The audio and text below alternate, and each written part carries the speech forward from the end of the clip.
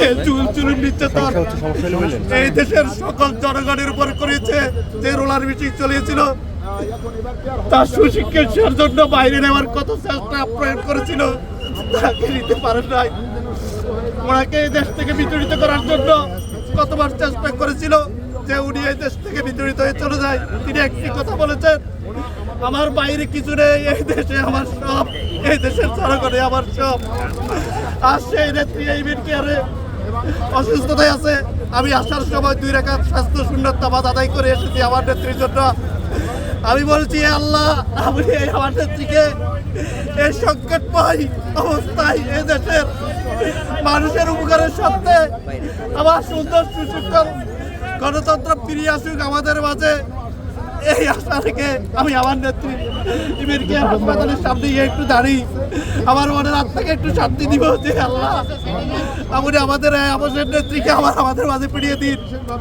ওনার একটি সন্তান আরামে ত্রামান কোকো, ওনাকে নির্যাতন করে মেরে ফেলা হয়েছিল। সেই ফ্যাসিস্ট সরকার ওনার বাসার সামনে টাক দিয়েছিল। আমরা এগুলো ভুলে যাই নাই, আমরা খুব নির্যাতিত। কিন্তু একটা কথা বলতে চাই, আজকে সর্বজনের জন্য সবাই দোয়া করতেছে। এই কারণে উনি কখনো অন্যান্য সাথে আপোষ করেন নাই। উনি এক নেতা, এক নেত্রী, যার আদর্শে আমরা আজও বুকে নিয়ে সামনের দিকে আগাতে চাই। মহান রব্বুল আলামিনের কাছে আমার প্রার্থনা, হাজার হাজার মা বোন, কোটি মানুষের প্রার্থনা, উনি এই দেশের সংকটময় জীবনে আবার আমাদের মাঝে ফিরে আসুক। আবার গণতন্ত্র সঠিকভাবে আমাদের মাঝে পুনরাবৃত্তি হোক। আমাদের নায়ক তারেক রহমান আবার আমাদের মাঝে ফিরে এসে আমাদের বাংলাদেশের মানুষের আস্থার স্থল, উনি আমাদেরকে আবার সঠিক পথে নিয়ে যাবে।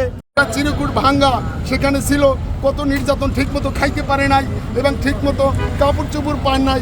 তারপরেও উনি আমাদের মাঝে ছিলেন এবং আমাদেরকে সাহস দিয়েছেন, শক্তি দিয়েছেন। ঠিকমতো চিকিৎসা উনি করতে পারেন নাই। ফ্যাসিস্ট সরকার কত নির্যাতন ওনাকে করেছে, তারপরে উনি এই দেশ ছেড়ে চলে যান নাই, উনি এখানেই ছিলেন।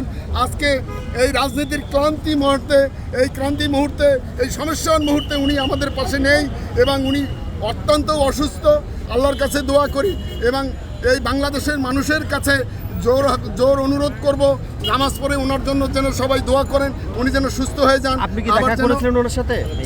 জি না, আমি দেখা করতে পারি নাই, কিন্তু ওনার যে একান্ত ডাক্তার আছে, পারিবারিক ডাক্তার জাহিদ, ওনার একটা স্ট্যাটাস দেখেছি, উনি বলেছে ভোরে উনি একটু সুস্থ হয়েছেন। এখন কতটুকু উনি সুস্থ হয়েছেন আর কতটুকু সুস্থ হন নাই সেটা তো আমরা বলতে পারবো না। ভিতরে আমরা যাইতে পারি নাই, আমাদেরকে যাইতে দেয় নাই।